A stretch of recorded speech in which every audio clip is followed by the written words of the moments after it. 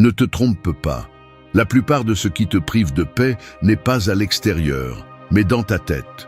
Ce n'est pas le patron, ce n'est pas le trafic, ce n'est même pas cette erreur qui ne cesse de te poursuivre.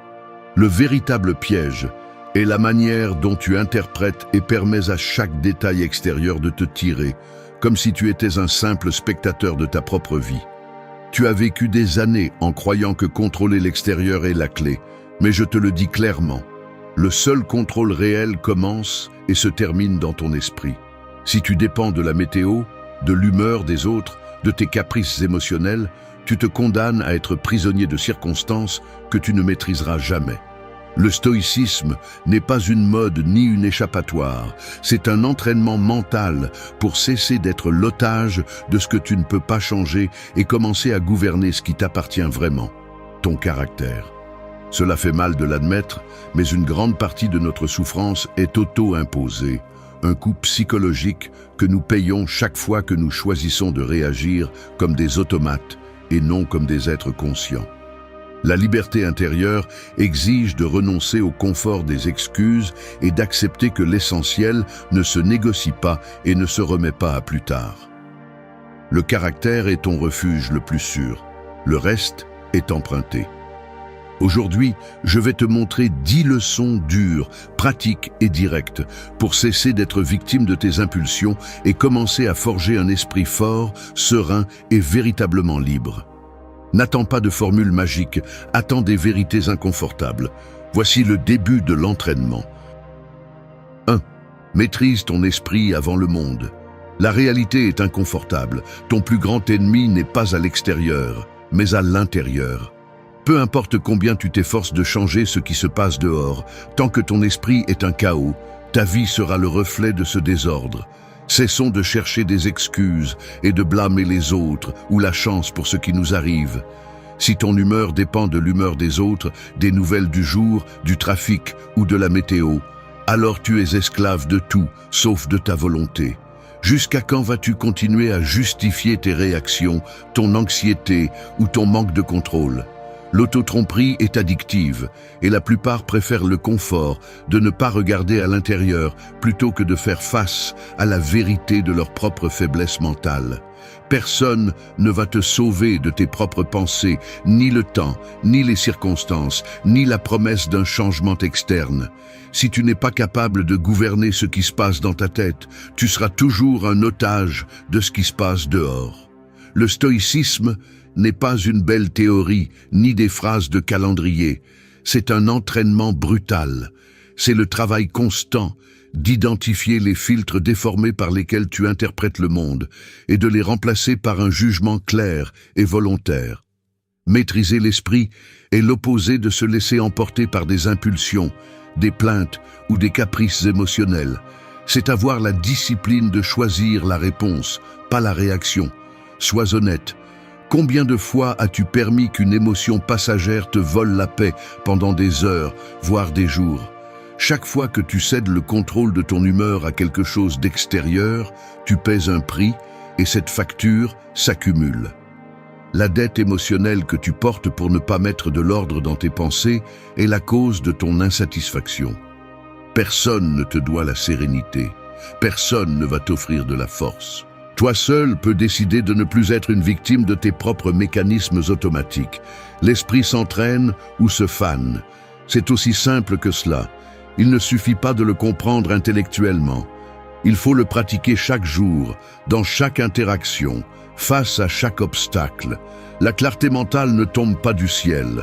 Elle se construit avec des décisions difficiles et des renoncements conscients. L'autocontrôle est la base de la véritable liberté. Si tu ne peux pas te gouverner toi-même, tout le reste est accessoire. Prends la responsabilité de ton propre caractère. Cesse de mendier de la validation ou d'attendre que le monde s'adapte à tes désirs. Le véritable pouvoir commence lorsque tu choisis de ne pas réagir à tout ce qui te secoue.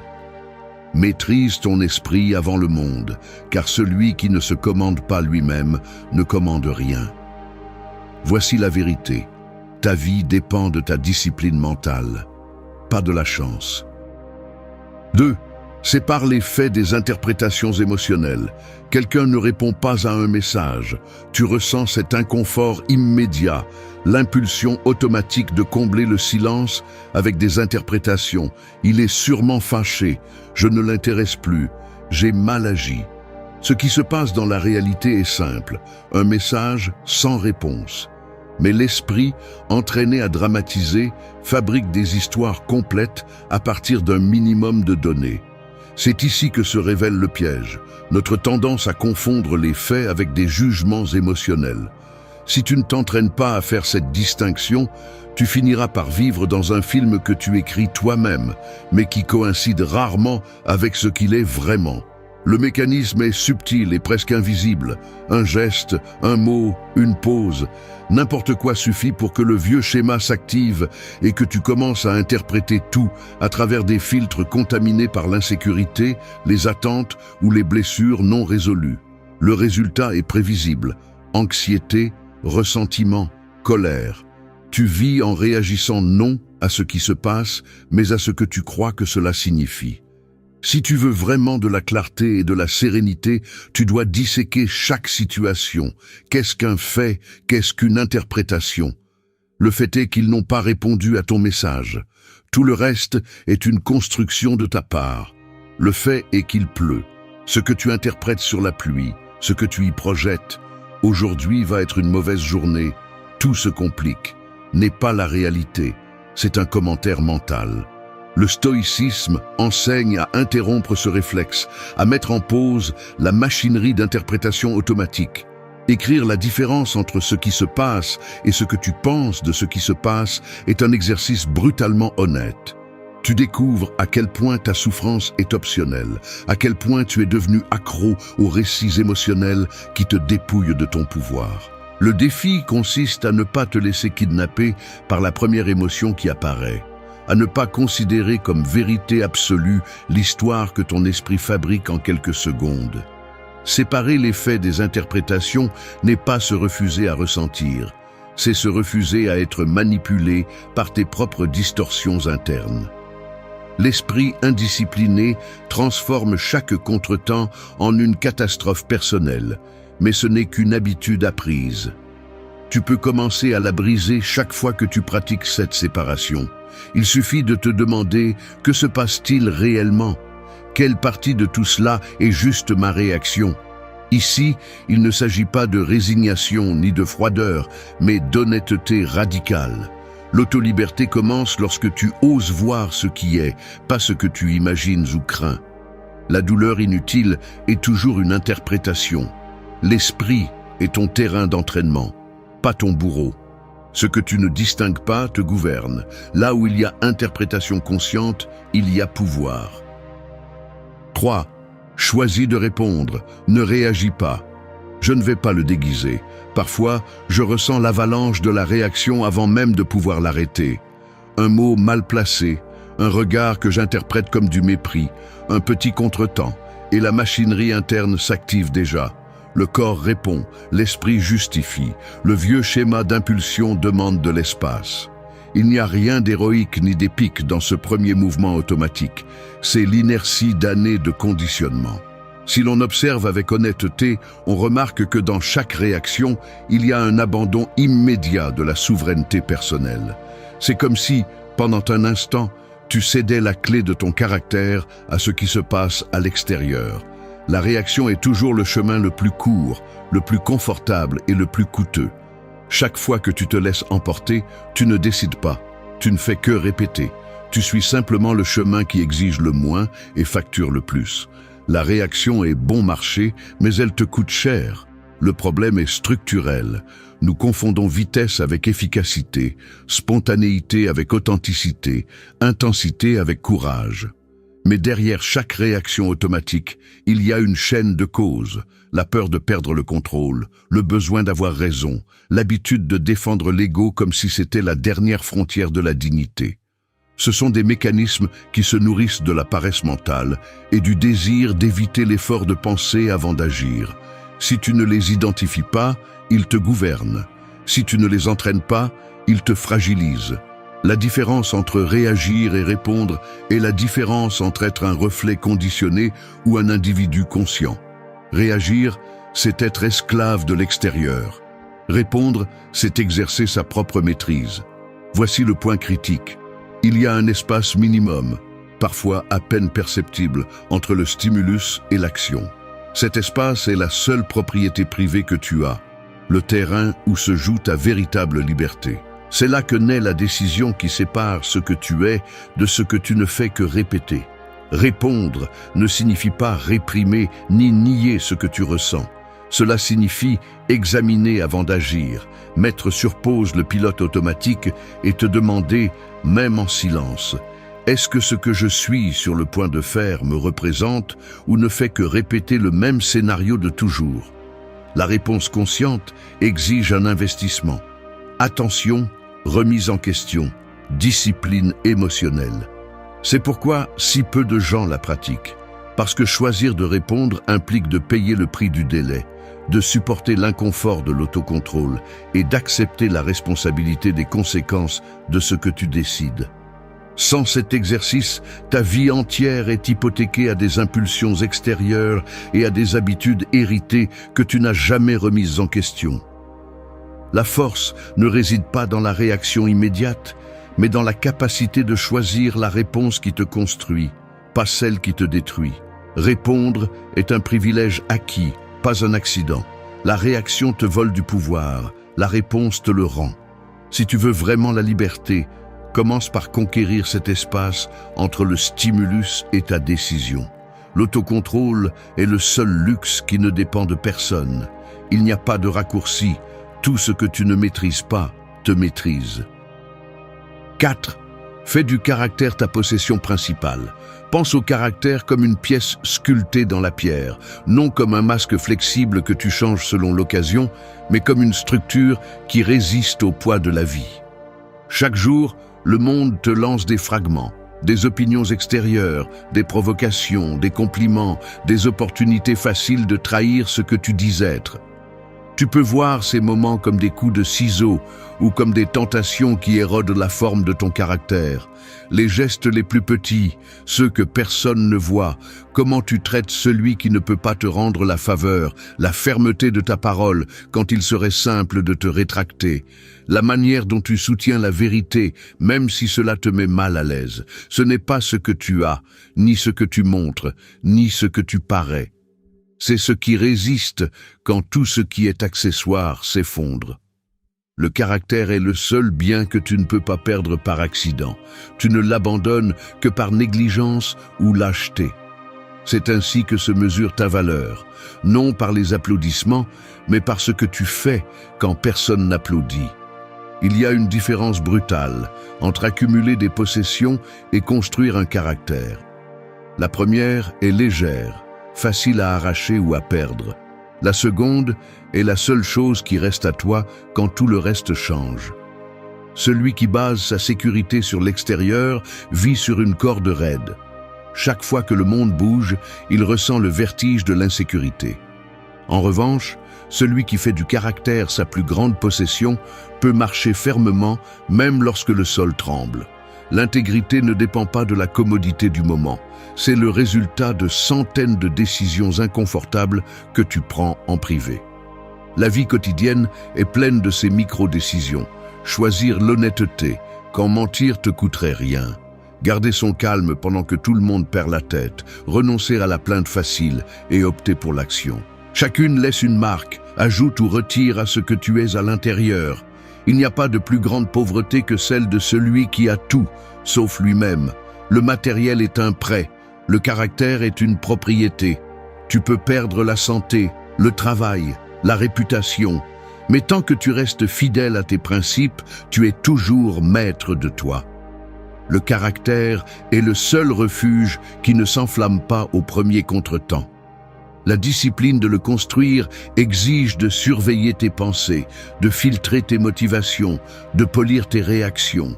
Cela implique d'accepter le coût de décevoir les autres plutôt que de te trahir toi-même. Il y a des moments où la vie te coince et t'offre des raccourcis. abandonner, mentir, s'adapter à ce qui te dégrade. Si tu cèdes, peut-être que personne ne le remarquera, mais toi, tu le sais. La pire perte est celle de la confiance en soi. Répète cela jusqu'à l'enregistrer. Rien d'extérieur ne peut te retirer ce que tu construis à l'intérieur. Le caractère est une richesse invulnérable.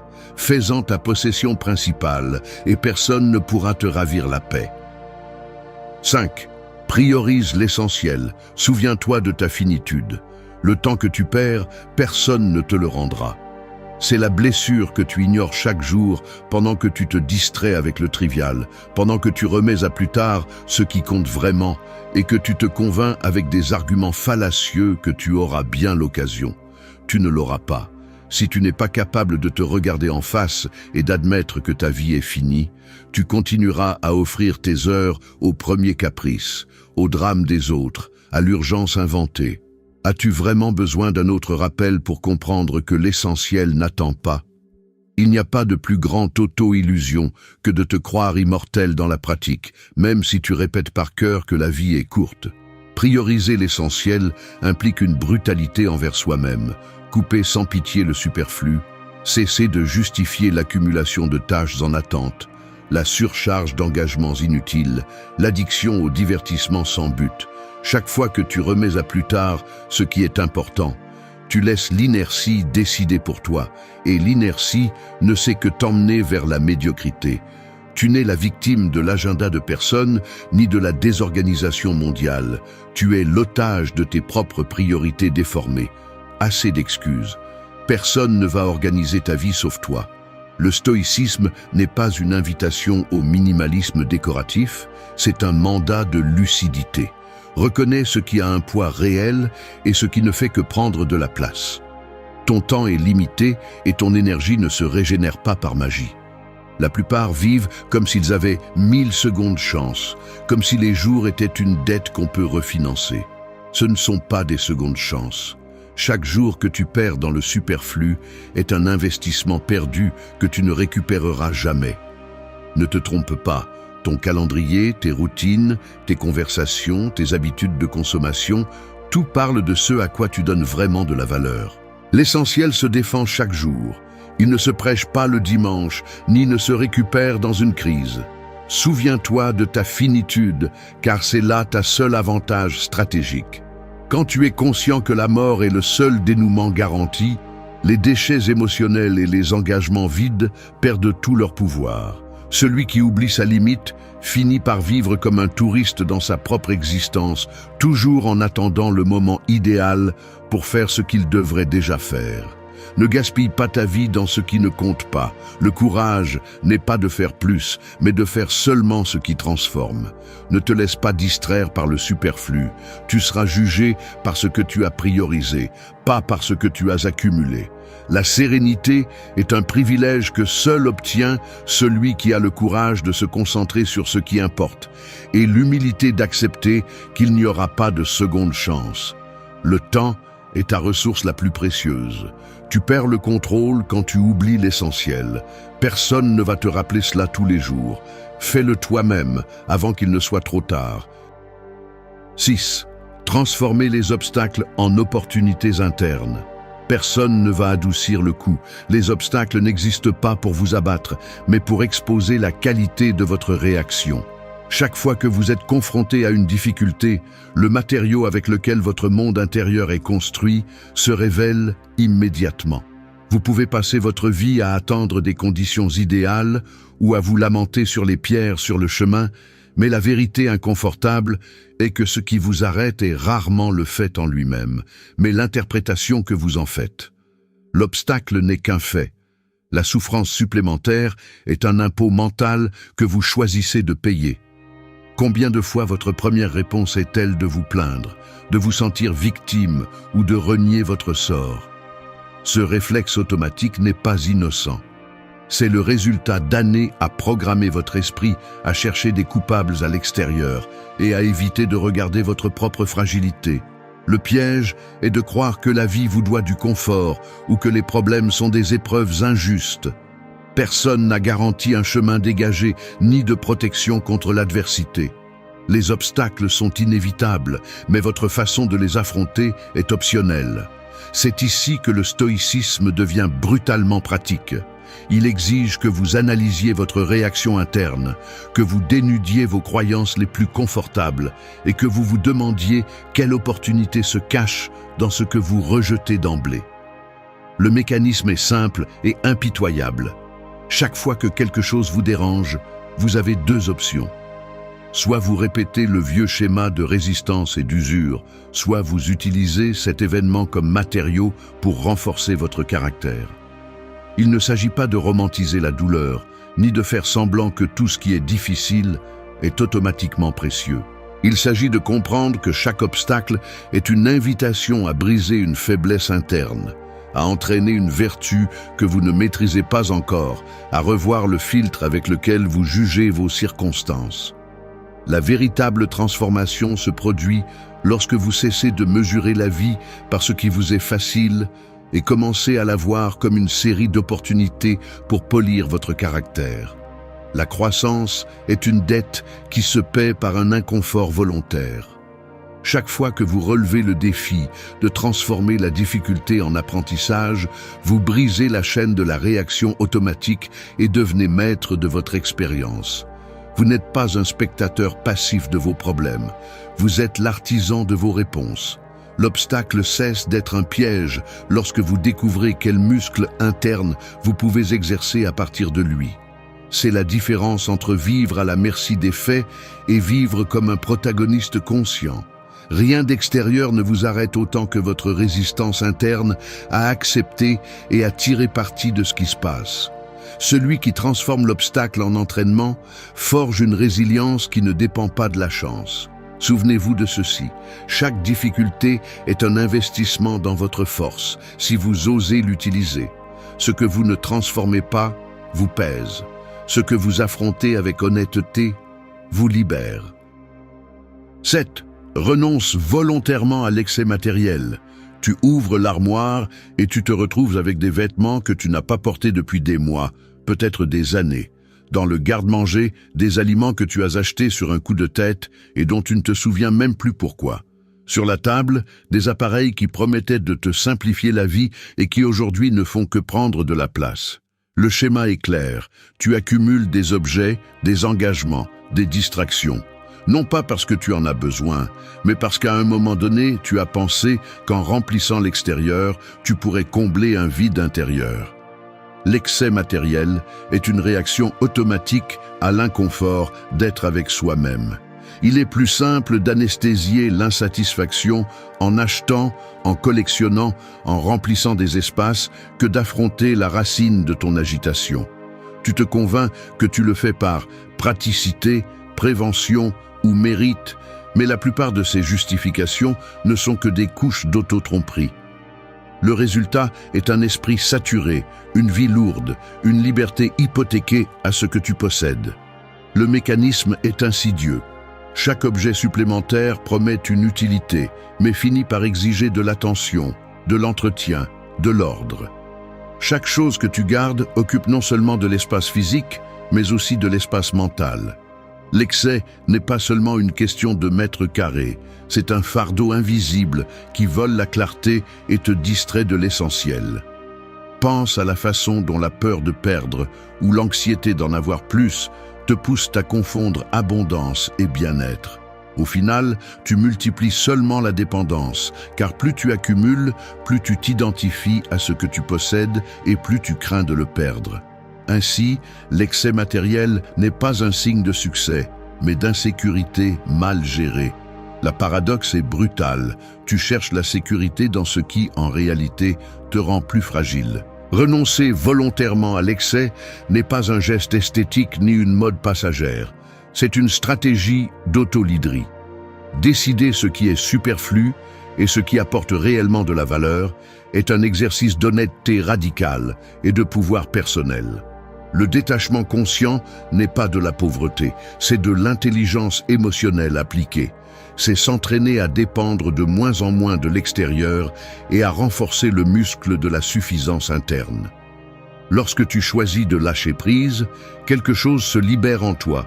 Tu cesses de mesurer ta valeur par ce que tu possèdes et reprends le contrôle sur ce qui compte vraiment.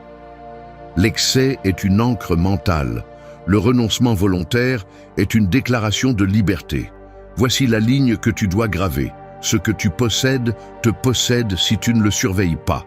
Fais l'inventaire. Chaque objet inutile est une décision en attente.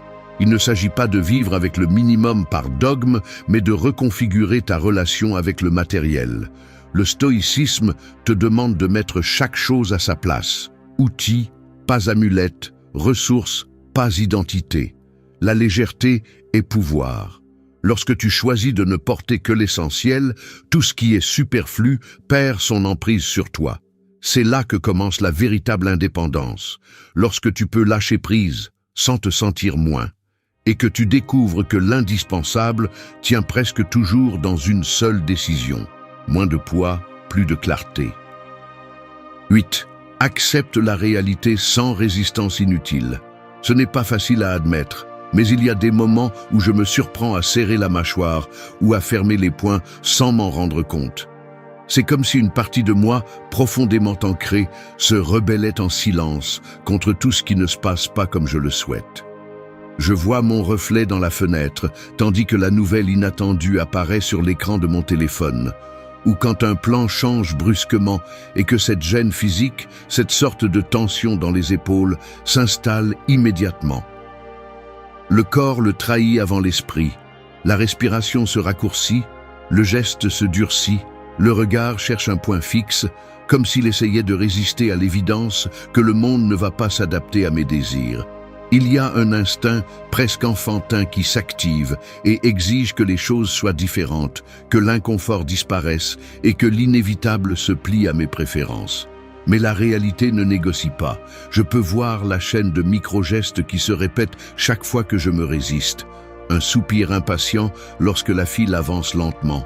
Le froncement de sourcils quand quelqu'un dit quelque chose que je ne veux pas entendre, les doigts frappant la table pendant que j'attends qu'une situation hors de mon contrôle se résolve. C'est une séquence absurde, comme si serrer les dents pouvait changer le temps, ou comme si désirer qu'une autre personne agisse différemment avait un pouvoir réel. La résistance inutile s'immisce dans les moindres détails. Vouloir remonter le temps, effacer un mot déjà prononcé, éditer la réalité comme si c'était un fichier numérique. Mais la vie n'accepte pas les commandes d'annulation. L'honnêteté consiste à reconnaître que cette impulsion de s'opposer à ce qui est déjà n'augmente que l'usure. La tension mentale et physique s'accumule comme un poids inutile, une sorte de pénalité pour ne pas accepter le fait fondamental qu'il y a des choses hors de ma portée. La sérénité ne se construit pas en luttant contre l'inévitable, mais en apprenant à lâcher l'illusion de contrôle. L'esprit indiscipliné insiste pour se battre sur chaque détail, comme si l'entêtement était une vertu. Mais cela ne fait qu'augmenter la frustration, car rien ne change à l'extérieur lorsque tout ce que je fais est de résister à l'intérieur. Accepter n'est pas céder, c'est cesser de gaspiller de l'énergie dans des combats perdus d'avance. C'est regarder la situation telle qu'elle est, sans la maquiller ni la déformer, et décider de ce que je peux faire à partir de là. La résistance inutile est une dette émotionnelle qui ne se paie jamais. Elle ne fait que s'accumuler. Lorsque tu apprends à accepter ce que tu ne peux pas changer, tu regagnes du pouvoir sur ce qui dépend de toi. La liberté commence au moment où tu cesses de mendier à la réalité qu'elle soit différente. Respire, accepte et agis depuis ce sol ferme. Accepter est l'antidote contre la paralysie. La réalité ne se plie pas, mais tu peux cesser de te battre avec des fantômes. 9. Prends la responsabilité de ton propre destin. Tu es comme un architecte enfermé dans un bâtiment sans plan, attendant que les fondations se renforcent d'elles-mêmes, tout en croisant les bras et en lançant des reproches au climat, aux ouvriers, à la ville entière. C'est l'auto-illusion parfaite. Convaincu que la structure de ta vie dépend de facteurs extérieurs, tu t'exonères de toute responsabilité sur la forme finale. Mais la vérité est brutale. Le bâtiment, c'est toi et chaque étage que tu ne construis pas est ton choix, pas la faute de l'environnement. Arrête de chercher des coupables dans la topographie, dans la pénurie de matériaux ou dans les bruits extérieurs. Le manque de progrès n'est que le reflet de tes décisions remises à plus tard et de ta peur de prendre le contrôle. Il y a ceux qui préfèrent rester à réviser éternellement la liste des obstacles, attendant le signal magique qui justifierait leur stagnation, mais ce qu'ils réussissent à faire, c'est perfectionner l'art de la plainte et de la paralysie. Si tu te convaincs que le destin est une succession d'accidents et non de choix, tu finis par devenir l'otage de tes propres excuses. Personne ne va construire tes murs, ni installer tes fenêtres, ni concevoir les couloirs par lesquels tu veux te déplacer. Blâmer le hasard, tes parents, l'économie ou la malchance ne construit rien. Cela ne fait qu'accumuler la poussière sur l'œuvre inachevée de ton caractère. La vérité inconfortable est que l'autoresponsabilité n'est pas une option décorative, c'est un impératif de vie. Tant que tu continues à attendre la permission de quelqu'un d'autre, tu ne seras jamais maître de ton histoire. Celui qui s'installe dans le rôle de victime ne fait que perfectionner l'habitude d'abdiquer son pouvoir. Il est plus facile d'être spectateur de ta vie que d'agir en tant qu'auteur réel, mais c'est le prix de la médiocrité. Ton destin ne dépend pas d'un coup de chance, mais de la discipline brutale de décider et d'assumer les conséquences. Il n'y a qu'une seule loi ici. Ce que tu ne choisis pas, tu le choisis par omission. Il n'y a pas de neutralité dans la construction de ton destin. Chaque évasion est une renonciation, chaque justification est une brique qui manque. Personne ne va te sauver, n'est pas une menace. C'est la liberté la plus crue qui existe. Tant que tu continues à alimenter le récit selon lequel le monde te doit quelque chose, tu vivras hypothéqué à la frustration et au ressentiment.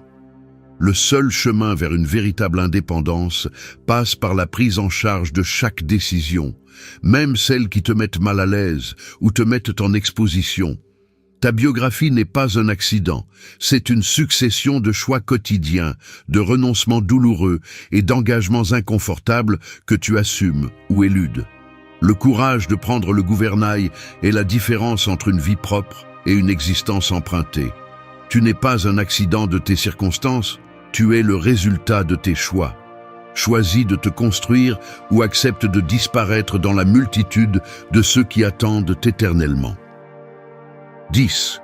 Cultive l'ordre et la force, quoi qu'il arrive. Rien ne s'organise tout seul, le chaos est la loi par défaut. Le reconnaître n'est pas se résigner, c'est le premier pas pour cesser d'attendre que la sérénité arrive comme un visiteur inattendu.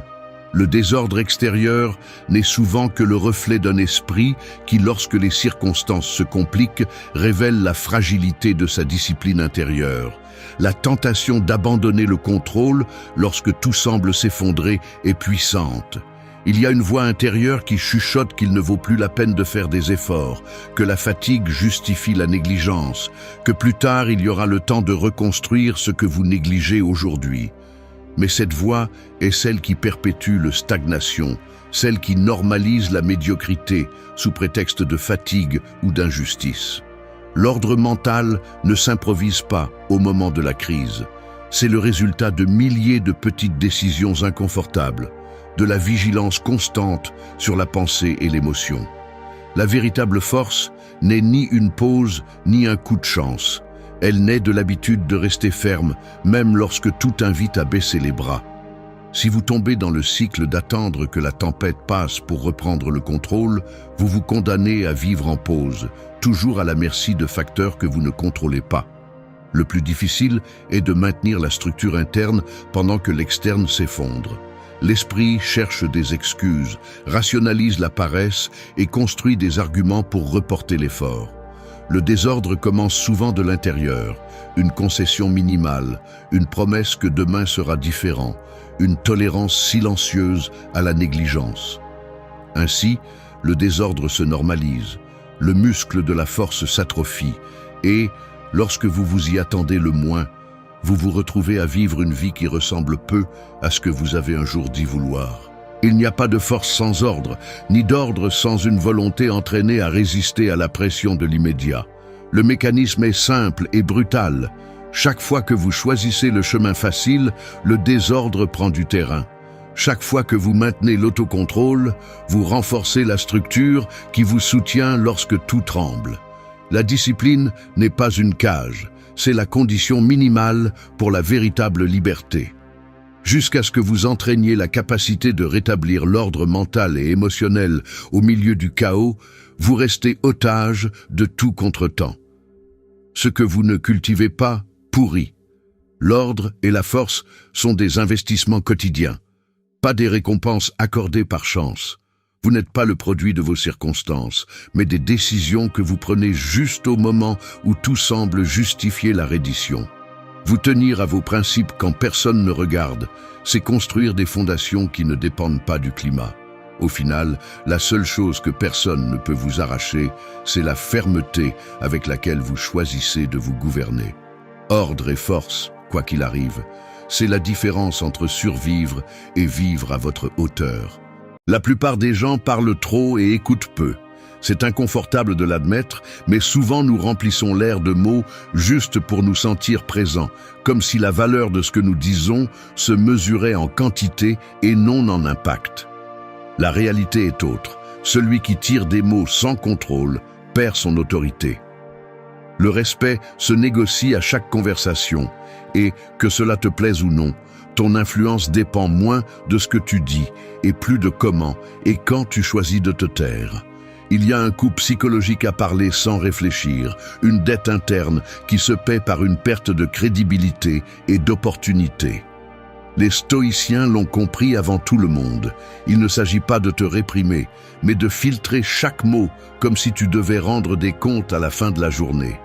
Parler moins n'est pas une faiblesse, c'est une discipline.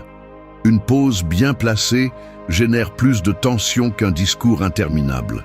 Chaque fois que tu choisis le silence stratégique, tu entraînes ton caractère. Chaque fois que tu transformes une affirmation en question, tu ouvres des portes au lieu de dresser des murs. Ici, tu ne trouveras pas de trucs bon marché ni de promesses vides. Il s'agit de forger une communication qui pèse, qui laisse une empreinte et qui élève ton image dans n'importe quel environnement. Choisis tes mots comme on choisit ses batailles. Peu, précis, nécessaire. Celui qui contrôle le silence contrôle la conversation. Parler moins est un acte de pouvoir. Allons approfondir cette compétence. 1. Parle seulement lorsque tu apportes une réelle valeur. La plupart des gens parlent trop parce qu'ils ont peur de passer inaperçus, mais en réalité, ils finissent par devenir invisibles simplement en remplissant l'espace avec des mots sans poids. Parler pour parler, lâcher des phrases pour apaiser l'anxiété de se sentir inclus ou pour masquer des insécurités, c'est la recette parfaite pour devenir du bruit de fond dans l'esprit des autres. Si tes mots n'apportent pas de valeur réelle, tu es tout aussi superflu qu'un commentaire irrélevant dans une conversation d'ascenseur. Tu veux être pris au sérieux. Commence par cela. Chaque fois que tu ouvres la bouche, demande-toi si tu ajoutes vraiment quelque chose. Pas ce que tu aimerais ajouter, pas ce dont ton ego a besoin pour se sentir important, mais quelque chose qui a du poids, qui change la direction de la conversation, qui fait gagner du temps ou de l'énergie à l'autre, qui remet en question une fausse croyance ou qui construit une solution. S'il n'y a pas cette contribution, ferme la bouche et observe comment l'inconfort du silence commence à travailler en ta faveur. L'excuse de « c'est juste moi, j'aime discuter » est un déguisement pour la paresse mentale. Parler beaucoup parce que c'est comme ça que je suis, est comme dire que tu préfères ne jamais entraîner tes muscles parce que la paresse fait partie de ton identité. De telles excuses te maintiennent seulement faible, irrélevant et oubliable. L'habitude de filtrer ce que tu dis n'est pas de la répression, c'est de l'autogouvernance. C'est la différence entre un amateur et quelqu'un qui prend sa réputation au sérieux. La prochaine fois que tu seras tenté de parler impulsivement, souviens-toi que chaque mot sans substance est un investissement perdu. Tu paies avec ta crédibilité et tu ne t'en rends pas compte jusqu'à ce que plus personne ne t'écoute. Ne confonds pas présence avec protagonisme. Beaucoup de gens croient que pour être respecté ou mémorable, il faut occuper tous les espaces, mais ceux qui font vraiment la différence sont ceux qui choisissent quand intervenir et quand observer. Parler seulement lorsque tu as quelque chose de précieux à apporter est inconfortable, car cela te rend vulnérable à la possibilité du rejet, de l'erreur, de ne pas briller à chaque instant. Mais cet inconfort est un entraînement. C'est le prix à payer pour construire une voix qui a du poids. Chaque fois que tu choisis de te taire, lorsque tu n'as rien d'utile à dire, tu affines ton jugement, tu entraînes le muscle de la conscience de soi et tu laisses clairement entendre que tu n'es pas un de ceux qui tirent des mots au hasard. Ta voix ne prend de la valeur que lorsqu'elle n'est pas en promotion permanente. Ne donne pas ton opinion par habitude, ni ne remplis les vides parce que tu ne supportes pas le silence. Parle lorsque tu as quelque chose qui transforme le moment, pas seulement lorsque l'urgence d'être entendu t'envahit. C'est simple, celui qui filtre ce qu'il dit multiplie son influence. Celui qui parle pour parler disparaît. 2. Utilisez le silence comme outil de pouvoir. Deux personnes assises face à face dans un café. L'une vient de lancer une opinion, elle attend une réaction, mais tout ce qu'elle reçoit est une pause inconfortable. L'autre, au lieu de répondre immédiatement, observe, laisse l'air peser un peu plus. Le silence s'étire et dans ce petit espace sans mots, quelque chose d'invisible se produit pour tous ceux qui regardent simplement de l'extérieur.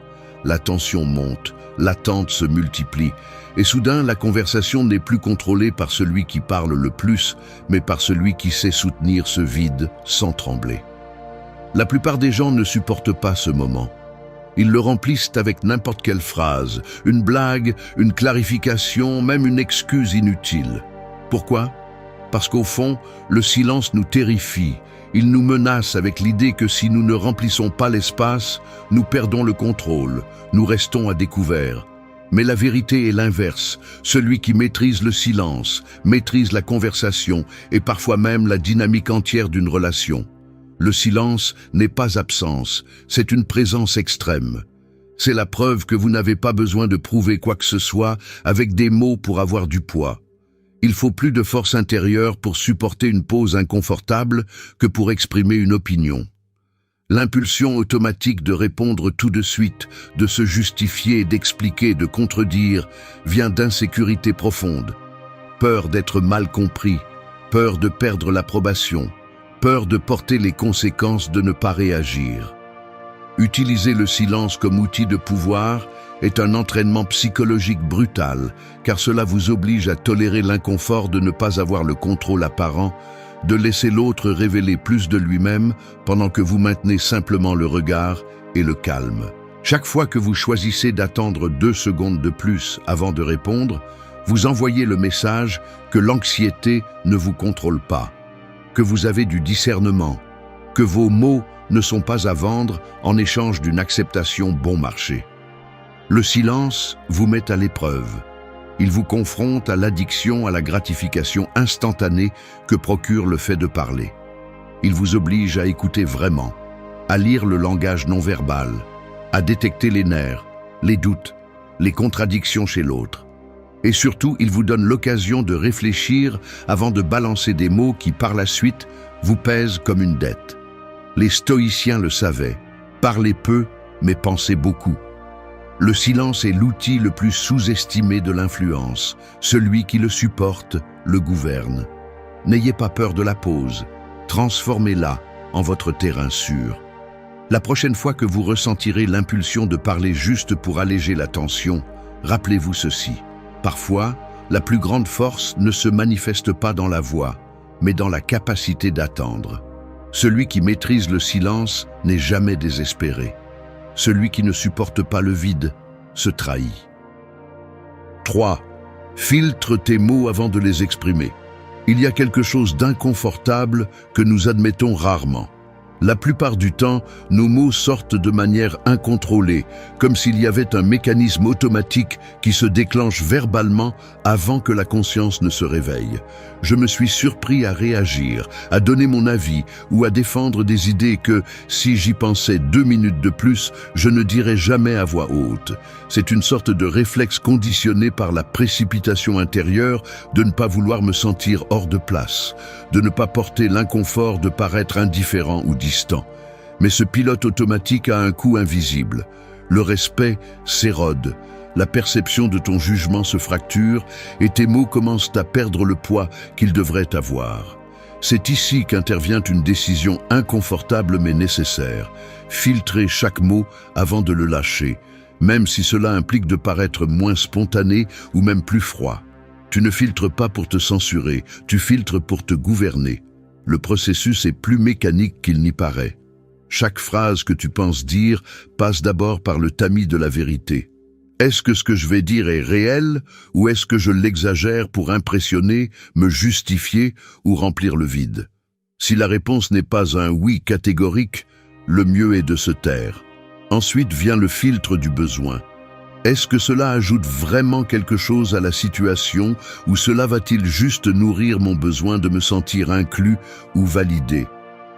La plupart des commentaires, si tu es brutalement honnête, ne cherchent que la reconnaissance, pas des solutions.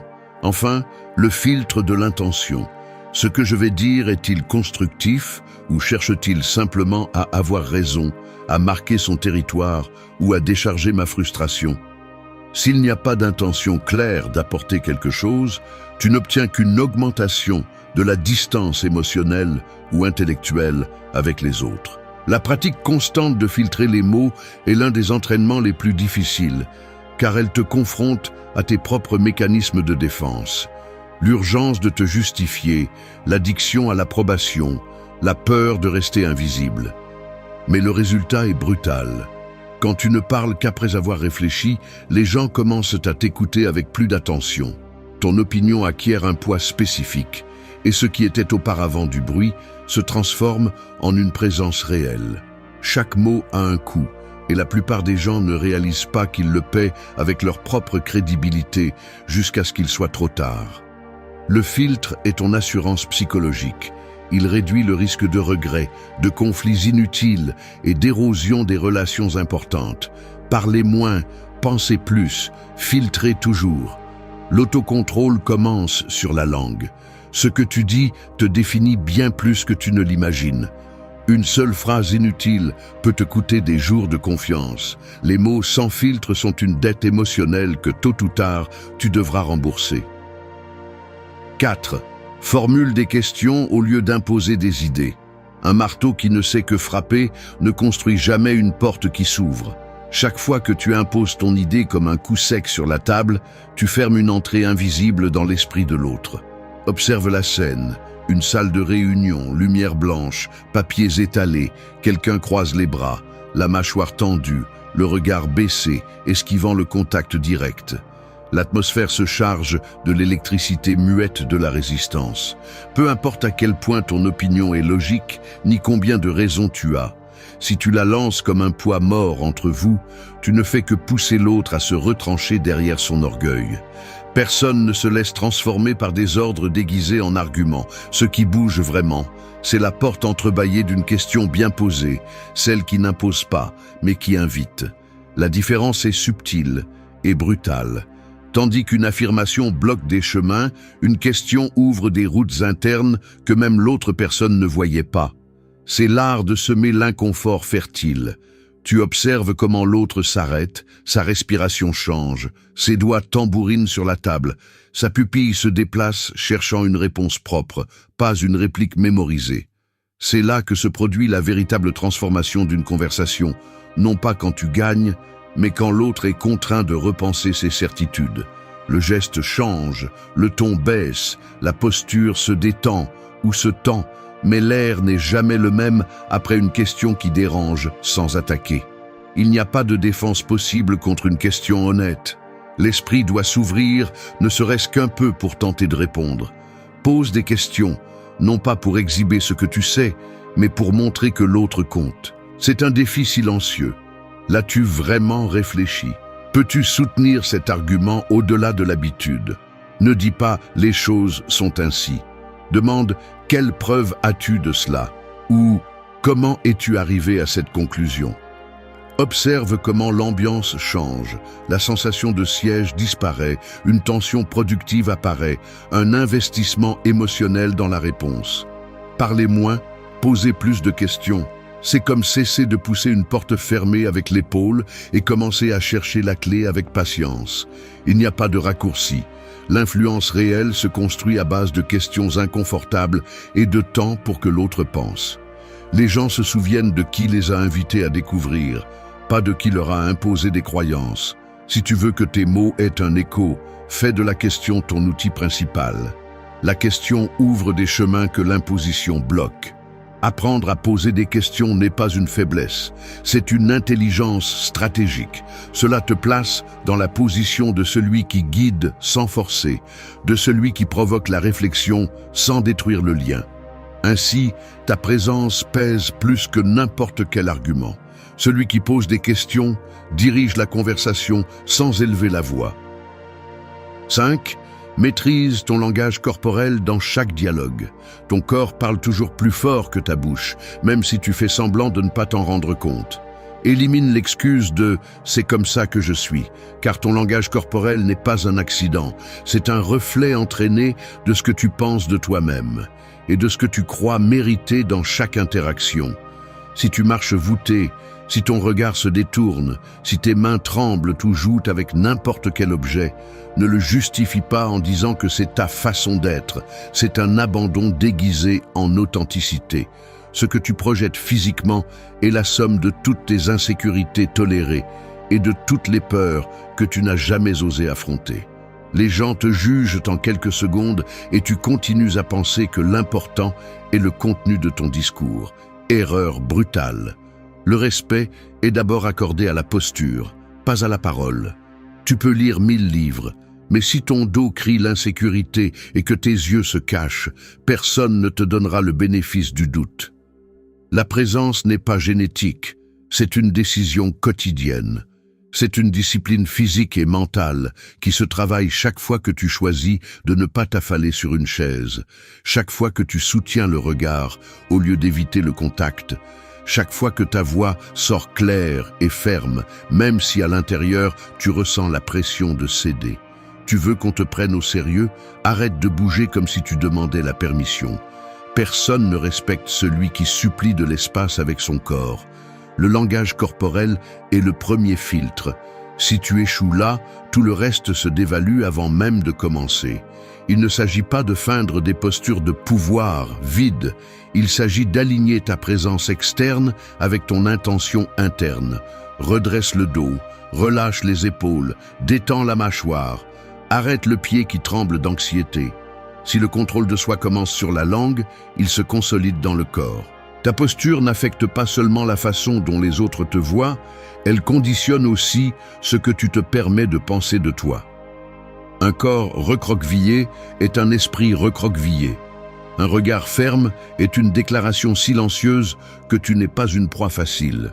Personne ne te confère d'autorité, tu la transmets ou tu la perds dans les 5 premières secondes. Chaque fois que tu entres dans une conversation, rappelle-toi que les autres ont déjà rendu leur verdict avant que tu ouvres la bouche. Tu décides si cela joue en ta faveur ou contre toi. Contrôler ton langage corporel n'est pas de la manipulation, c'est du respect pour ta présence.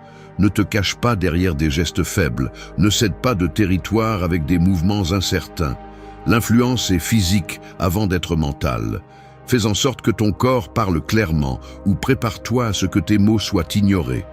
L'attitude se construit depuis la posture, pas depuis la fantaisie que l'important est le contenu. Celui qui maîtrise son langage corporel domine la conversation avant de prononcer un seul mot. Ton corps est ta première déclaration. Fais en sorte qu'il pèse. 6. Reste calme face à toute réaction extérieure. La plupart des gens ne veulent pas l'admettre, mais la réaction des autres t'affecte beaucoup plus que tu ne voudrais l'accepter. Tu te dis que tu es fort, que tu as du jugement, que tu ne dépends pas de l'approbation des autres. Mais il suffit d'un rictus de désapprobation, d'un froncement de sourcils, d'un silence glacial ou d'une réponse cinglante pour que l'insécurité commence à travailler de l'intérieur. C'est automatique. Ton esprit interprète chaque geste comme un jugement. L'anxiété accélère le pouls, l'orgueil se met sur la défensive et soudain, tu commences à réagir, à justifier ou même à adoucir ton ton pour éviter le conflit. Ce que tu ne vois pas, c'est qu'à cet instant, tu as perdu le contrôle de la conversation et que tu l'as remis sur un plateau. La véritable influence ne se mesure pas à ce que tu réussis quand tout coule de source, mais à ta capacité à maintenir un calme absolu lorsque l'atmosphère se tend et que la réaction de l'autre essaie de te déstabiliser. Le premier instinct est presque toujours émotionnel. Tu ressens le coup d'une critique, un rire sarcastique, un regard d'incrédulité et ton cerveau déclenche les alarmes. Le corps le ressent comme si l'on te dépouillait de ta valeur, comme si ton argument dépendait de la réaction des autres pour être valide. Mais le principe stoïque est brutal. La seule chose que tu peux contrôler est ta réponse, pas la réaction de l'autre. Chaque fois que tu permets à un geste extérieur de déterminer ton état intérieur, tu te fragmentes un peu plus. Ta sécurité devient une puce de poker que l'autre peut jouer quand il le souhaite. C'est pourquoi la discipline la plus difficile n'est pas de parler peu ni de contrôler le langage corporel, mais de maintenir le même calme, la même clarté et le même ton même si ton interlocuteur se sent mal à l'aise, s'énerve ou te remet en question ouvertement.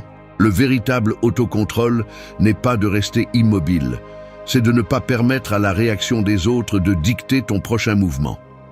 Des mécanismes internes commencent à te saboter. Le besoin de plaire, la peur de perdre une relation, l'urgence de défendre ton point de vue pour ne pas te sentir faible. C'est un dialogue interne qui s'active sans que tu t'en rendes compte. C'est là que tu dois intervenir avec une honnêteté brutale. Réagis-tu pour défendre ton ego ou pour apporter quelque chose de réel? Si ton calme dépend du climat émotionnel de l'autre, tu es prisonnier de toute fluctuation extérieure. La liberté psychologique commence là où s'arrête la dépendance aux applaudissements ou à l'approbation. L'entraînement est inconfortable. Supporter l'inconfort d'une réaction négative sans céder à la nécessité de te justifier ou d'adoucir ta position juste pour soulager ton propre malaise. Supporter le poids du désaccord sans chercher refuge dans la complaisance, soutenir le regard, maintenir le corps ferme, laisser le silence travailler au lieu de l'étouffer avec des explications vides. C'est ici que se construit le véritable respect, celui qui ne s'agenouille pas devant la pression sociale ni ne négocie son jugement en échange d'un calme superficiel. Reste calme face à toute réaction extérieure. Celui qui ne s'énerve pas dirige l'interaction. Ta sérénité est ton territoire. Celui qui ne le défend pas le perd toujours. 7. Pratiquez quotidiennement la communication intentionnelle. Un collègue vous demande comment vous avancez avec ce rapport qui est en attente depuis des jours. Il ne le fait pas avec de mauvaises intentions, mais vous ressentez la pression dans la façon dont il attend votre réponse, les yeux attentifs, la pause brève. Vous lâchez un « ça avance, je le termine presque », même si vous savez que vous n'avez pas fait de progrès. Vous auriez pu dire la vérité, vous auriez pu demander de l'aide ou établir une limite claire, mais vous choisissez la sortie rapide parce que l'habitude pousse plus fort que l'intention. C'est ainsi que le pilote automatique s'installe. Lorsque vous ne pratiquez pas la communication intentionnelle, chaque petite interaction devient une somme de réponses réflexes, de phrases apprises, d'excuses à moitié pensées et de silences que vous ne choisissez pas, mais que vous tolérez. Ce qui semble être une simple conversation de couloir est en réalité le terrain d'essai où vous entraînez ou sabotez votre crédibilité et votre pouvoir de décision. Parler sans intention revient à laisser d'autres écrire votre scénario à votre place. Analysons le mécanisme. Votre esprit détecte une menace mineure, la peur de décevoir, le désir de ne pas avoir l'air mal, l'urgence de ne pas montrer de faiblesse. En quelques dixièmes de seconde, vous cherchez la réponse la plus confortable, celle qui expose le moins vos flancs. Mais ce confort a un coût. Chaque fois que vous choisissez des mots par réflexe, vous renforcez la croyance que votre opinion n'a pas tant d'importance, que votre vérité ne mérite pas le petit risque d'être dite. La communication intentionnelle exige que vous mettiez un frein à cet automatisme. Il ne s'agit pas de construire des discours théâtraux ni de devenir froid, mais de décider, à chaque instant, à quoi vous utilisez votre voix. Voulez-vous informer, défendre, soutenir, négocier ou simplement survivre à l'inconfort? La plupart ne se le demandent pas, et ainsi, jour après jour, leur présence se dilue jusqu'à ce que le poids de leurs mots disparaisse. Parler pour parler est une fuite lente d'influence. Les conséquences sont cumulatives, vos relations personnelles se remplissent de malentendus, vos limites deviennent invisibles, votre réputation dépend de l'interprétation des autres et non de votre clarté interne. Pratiquer la communication intentionnelle est un entraînement quotidien, pas une recette magique. Cela exige que vous fassiez une pause d'1 demi-seconde avant de répondre, que vous filtriez l'urgence de plaire et la peur de ne pas vous intégrer. Cela signifie choisir, même si cela coûte, la réponse qui vous représente vraiment. Même si parfois cela signifie dire « je n'ai pas encore le rapport » ou « j'ai besoin de plus de temps » ou même garder le silence si vous n'avez rien d'utile à apporter. Chaque mot intentionnel est un investissement dans votre respect de soi et dans la qualité de vos liens. Celui qui parle avec conscience cesse d'être une victime de ses réflexes et commence à concevoir l'impact qu'il veut avoir sur le monde. Ne laissez pas l'habitude décider à votre place. Choisissez les mots qui vous construisent, pas ceux qui vous cachent. Pratiquez l'intention dans chaque conversation, car la somme de vos réponses quotidiennes est la biographie de votre caractère. 8. Sois précis et bref dans votre communication. Parfois, je me surprends à parler comme si j'essayais de combler un vide que personne d'autre ne voit. Je bouge les mains, je cherche des mots et je m'écoute de l'extérieur, ressentant comment chaque phrase s'allonge sans nécessité, comme si la peur de ne pas être compris me poussait à tourner en rond sur le même point. Le corps le sait avant l'esprit. La mâchoire se tend, les doigts se crispent, la respiration devient plus superficielle, quand je sens que la clarté m'échappe entre des explications superflues. C'est inconfortable de l'admettre, mais cette insécurité sous-jacente me pousse à surexpliquer, à remplir les espaces avec des détails qui ne font que distraire, à perdre le fil de ce que je veux vraiment dire. Le résultat est brutal. Plus je m'étends, moins mes mots ont d'impact. Et dans le regard de l'autre, je vois comment l'attention se dissipe, comment le message devient faible, presque irrélevant. La brièveté n'est pas froideur, c'est précision. Être précis, c'est avoir la discipline de couper tout ce qui est inutile, de choisir le mot exact même si cela demande plus d'efforts, de laisser de côté la paille mentale qui ne sert qu'à apaiser mon anxiété, mais pas à communiquer. La scène est simple mais révélatrice. 2 personnes assises l'une en face de l'autre, tasse de café à la main, le murmure du lieu en arrière-plan. L'un parle pendant des minutes, s'embrouillant dans des justifications, des exemples, des répétitions. L'autre hoche la tête par politesse, mais ses yeux cherchent des voies d'évasion. Sa posture se referme, le pied commence à bouger sous la table. La précision se remarque dans la réaction physique de l'autre. Quand tu es direct et clair, le corps se détend, l'attention se concentre, la réponse arrive sans effort. Quand tu te perds dans des détours, l'intérêt meurt avant que tu termines ta phrase. Ce n'est pas une question de paraître intelligent ou d'impressionner, c'est un acte de respect. Le temps et l'énergie de l'autre sont limités. Chaque mot inutile est un fardeau que tu lui passes, une dette qu'il n'a pas demandée. La communication efficace est comme aiguiser un couteau. Il ne s'agit pas de couper pour couper, mais de faire en sorte que chaque mouvement ait une intention et une direction. La précision, c'est dire seulement ce qui ajoute, ce qui clarifie, ce qui résout. La brièveté, c'est laisser le silence compléter ce que les mots n'ont pas besoin d'expliquer. Parler avec précision ne signifie pas être sec, cela signifie que chaque phrase a un but concret. Le muscle de la brièveté se travaille à l'effort, en choisissant consciemment ce qui reste à l'extérieur. Parle seulement de ce qui est nécessaire, dis seulement l'essentiel. C'est la ligne qui sépare celui qui pèse vraiment de celui qui ne fait que prendre de la place. Si tu veux laisser une empreinte, apprends à tailler tes phrases jusqu'à ce qu'il ne reste rien de superflu. Personne ne se souvient des explications interminables, seulement des sentences qui vont droit au but. Sois bref, sois précis. Celui qui économise des mots multiplie son impact. 9. Respecte ton authenticité en interagissant. Tu es comme une statue sculptée par des coups étrangers chaque fois que tu renonces à ton authenticité dans une conversation. Il n'y a rien de plus coûteux que de te trahir pour t'intégrer, dissimuler ou t'adapter à ce que les autres attendent de toi, juste pour recevoir la mendicité de l'approbation. C'est brutal. Tu passes ta vie à affiner ta voix intérieure, mais la peur du rejet te pousse à porter des masques, à moduler tes opinions, à réprimer ce que tu penses vraiment parce que tu crois que être toi-même est trop risqué, trop disruptif. Et ainsi, tu deviens un produit des attentes des autres, pas l'auteur de ta propre présence. Ne viens pas avec l'excuse que tu le fais juste pour éviter des conflits ou pour ne pas déranger. C'est la plus pauvre des excuses de l'auto-illusion. L'authenticité n'est pas un ornement que tu choisis de porter quand l'environnement est confortable, c'est la colonne vertébrale de ta véritable influence. Si tu te trahis dans les petites choses, tu t'effondres dans les grandes. Chaque fois que tu te tais sur ce qui compte, que tu adoucis ta position par peur, que tu fais semblant d'être d'accord pour éviter la tension, tu hypothèques ton respect de soi au prix le plus bas.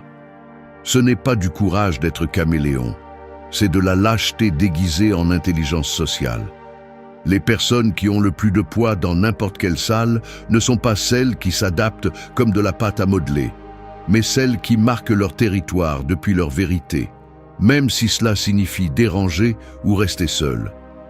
Quand tu parles depuis ton centre, sans demander la permission ni t'excuser d'exister, l'ambiance change. Certains te rejetteront, bien sûr, mais ceux qui resteront le feront pour ce que tu es, pas pour la version diluée que tu as inventée pour plaire.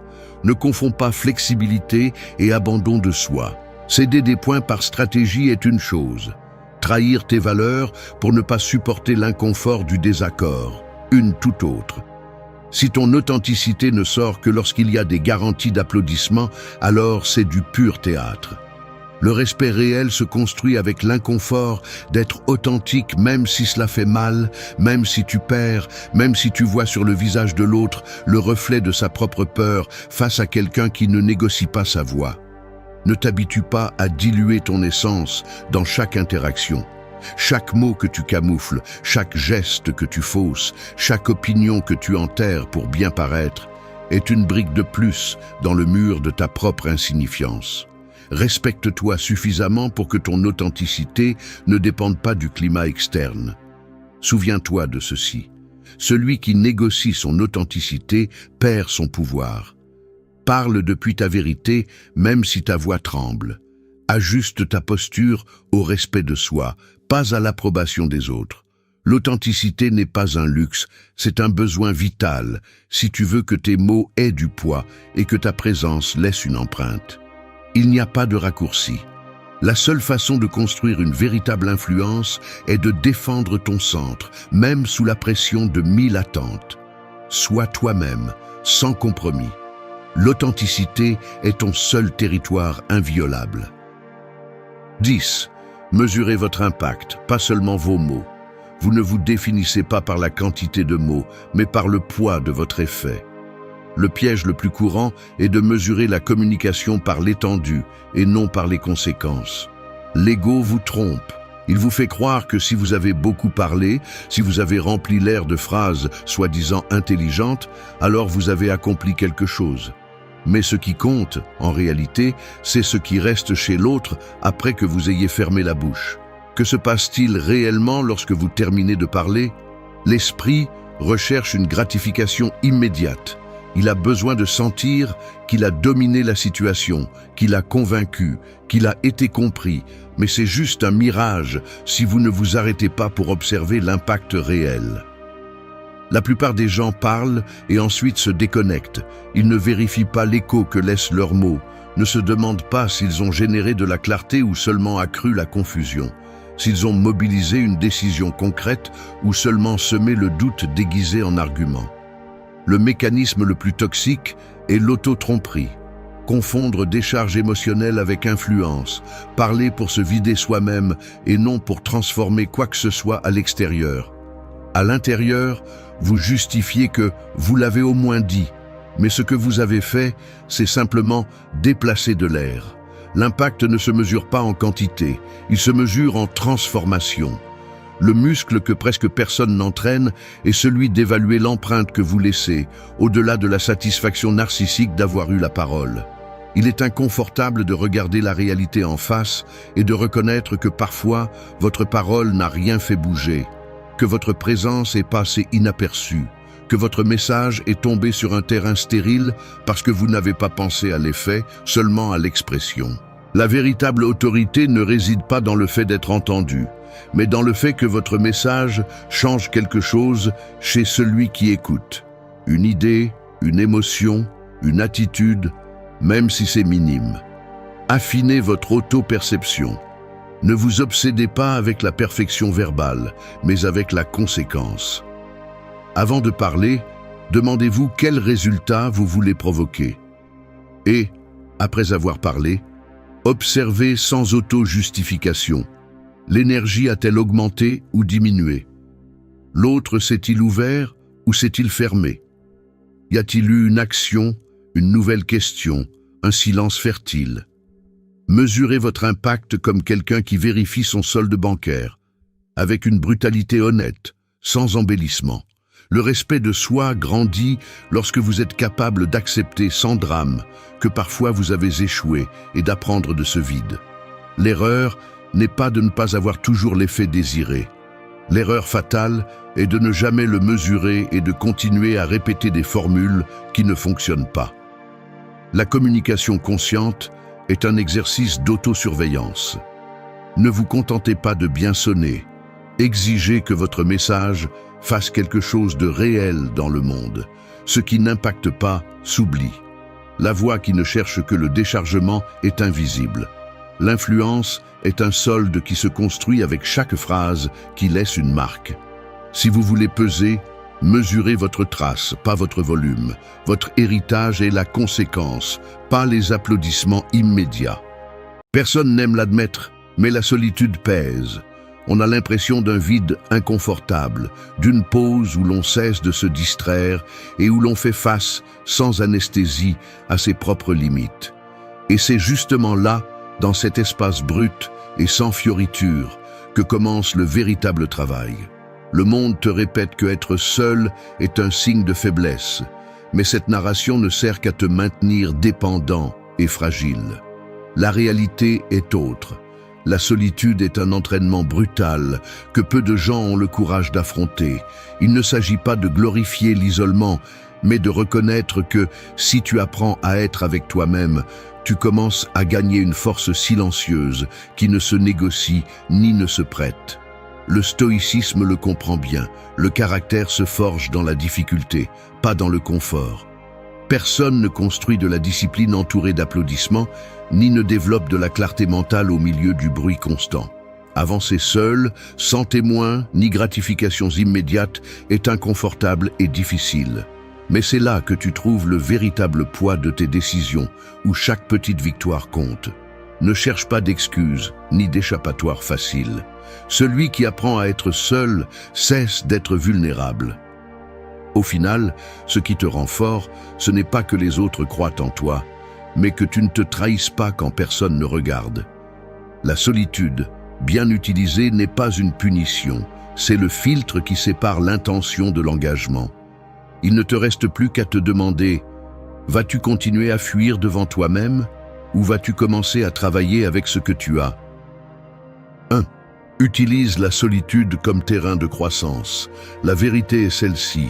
Si tu ne supportes pas d'être seul avec toi-même, tu ne supporteras jamais rien qui vaille la peine dans la vie. La solitude n'est pas une condamnation qui te tombe du ciel, ni une injustice pour te sentir victime. C'est l'examen que tu dois passer si tu veux vraiment construire une forteresse intérieure. Arrête de te mentir en croyant que tu as besoin de la validation des autres ou que la compagnie est indispensable pour avancer. C'est l'excuse confortable de ceux qui ne veulent pas faire face à leurs propres reflets sans filtre ni distraction. Ne te trompe pas. Tant que tu fuiras de toi-même, tu resteras lié à une version faible, dépendante et superficielle. La plupart préfèrent remplir le vide avec du bruit, des écrans, des conversations qui ne signifient rien. La peur du silence est la peur de découvrir tout ce que tu as caché sous des couches d'apparence. Mais le stoïque ne cherche pas le confort, il cherche la clarté. Et cette clarté n'apparaît que lorsque tu oses rester seul avec tes pensées, lorsque tu désarmes tes propres mécanismes d'évasion et que tu fais face à ce que tu es vraiment. N'attends pas que la vie s'adapte à ta faiblesse. La vie continuera d'exiger des résultats, de la discipline et de la stabilité. Et tu ne les développeras que lorsque tu utiliseras la solitude pour t'entraîner, pas pour te lamenter. La solitude est inconfortable car elle t'oblige à regarder en face la dette que tu as accumulée envers toi-même. Promesses brisées, habitudes médiocres, objectifs abandonnés. Il n'y a personne ici pour t'applaudir, ni pour te sauver, et c'est exactement ce dont tu as besoin. Si tu dépends toujours des autres pour avancer ou pour te sentir en sécurité, tu hypothèques ton autonomie. Le stoïcisme te le dit sans fioriture. Personne ne viendra te sauver, personne ne portera ton poids. La douleur d'être seul est le prix de ta liberté et de ta croissance. Soit tu le paies, soit tu restes bloqué dans la médiocrité plaintive. Ne confonds pas être seul avec être perdu. La différence réside dans ce que tu fais avec cet espace et ce temps. Si tu l'utilises pour entraîner ton attention, pour renforcer ton caractère, pour ordonner tes priorités et accomplir même si personne ne regarde, alors la solitude devient ton plus grand atout. C'est ici que se polissent ceux qui ne veulent pas vivre à genoux. C'est ici que tu te prouves que ta parole a de la valeur, même si toi seul l'entends. Les mots vides tombent d'eux-mêmes quand personne ne les célèbre. Le silence fait mal, mais il guérit aussi. Lorsque tu oses le supporter, tu te rends compte que la plupart de tes peurs sont des constructions mentales, des fantômes alimentés par l'habitude de chercher une échappatoire. La solitude bien exploitée coupe les racines de l'auto-tromperie. Elle t'oblige à te construire de l'intérieur sans soutien emprunté ni masques sociaux. La discipline que tu développes ici est celle qui ne se voit pas, mais qui soutient tout ce que tu réaliseras par la suite. Vas-tu continuer à fuir de toi-même ou vas-tu utiliser la solitude comme ton terrain d'entraînement? Il n'y a pas de raccourci. Le travail se fait dans l'ombre, sans témoin, sans récompense immédiate. Ce que tu fais en solitude est ce que tu es vraiment. Fais-y face. Les autres peuvent partir. Tu ne peux pas abandonner ta propre vie. Voici la vérité.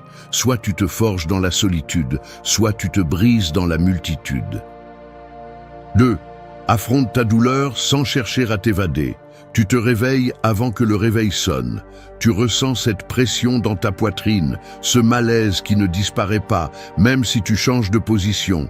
Tu ouvres ton téléphone sans envie, cherchant quelque chose qui te distraira, quelque chose qui éteindra ce malaise que tu portes en toi. Tu sautes d'une application à l'autre, lis des vieux messages, regardes des vidéos sans y prêter attention. Mais quand tu éteins l'écran, le poids est toujours là, tout aussi intense, tout aussi réel. Ce n'est pas une journée difficile, ni une série de malchances. Cette douleur silencieuse est le rappel de tout ce que tu n'as pas voulu regarder en face. Il y a une partie de toi qui cherche l'anesthésie, qui veut se perdre dans n'importe quoi pour ne pas sentir. Mais l'évasion ne fait que retarder le problème, elle ne le résout jamais. Le mécanisme est presque automatique. Quand ça fait mal, tu cherches une échappatoire. Manger même si tu n'as pas faim, remplir ton temps avec des tâches insignifiantes, parler avec des gens juste pour éviter de rester seul avec tes pensées. Le cerveau s'est entraîné à chercher un soulagement immédiat parce qu'il a peur de l'idée d'affronter l'inconfort. Mais chaque fois que tu fuis, tu renforces cette habitude de t'éviter, de te laisser pour plus tard. Tu te convaincs que rien ne se passe, que ça passera, que te distraire est suffisant pour aller mieux. Mais au fond, tu sais que ce n'est pas vrai. La douleur que tu n'affrontes pas s'accumule. Elle devient un poids que tu portes partout et qui finit par façonner ton caractère, déformant ta perception de toi-même et de ce que tu peux supporter. Il y a une leçon que tu dois apprendre tôt ou tard. La douleur n'est pas ton ennemi, c'est ton maître. Le problème n'a jamais été de la ressentir. mais ce que tu fais quand elle apparaît. Si tu cherches seulement à la cacher, tu entraînes ton esprit à la faiblesse. C'est comme porter un sac à dos rempli de pierres et faire semblant qu'il n'est pas là.